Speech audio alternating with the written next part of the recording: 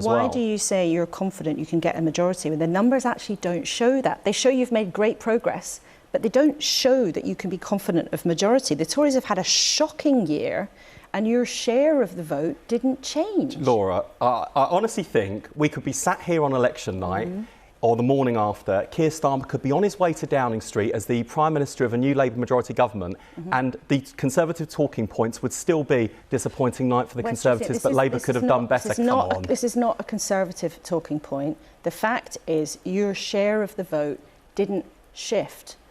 Now, you had good progress. I'm not disputing that for a single second. But independent experts like John Curtis and others say clearly the numbers don't mean you can be confident of a majority. And that's what you're telling the public. Thursday night's local election results were exactly that.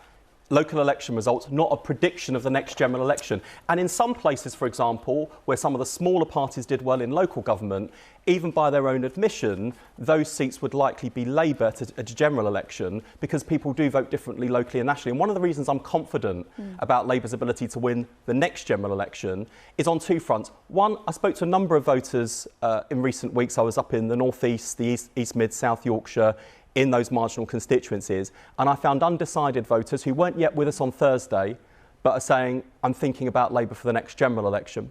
And the second thing is, for the Labour Party, the best is yet to come. Keir Starmer's setting out a big mission on health later this month, not just to cut NHS waiting times, which are appalling, but to build an NHS that's fit for the future. That will be shortly followed by our big mission to tackle the gap in opportunities for kids from working class backgrounds like mine and those from the more affluent backgrounds.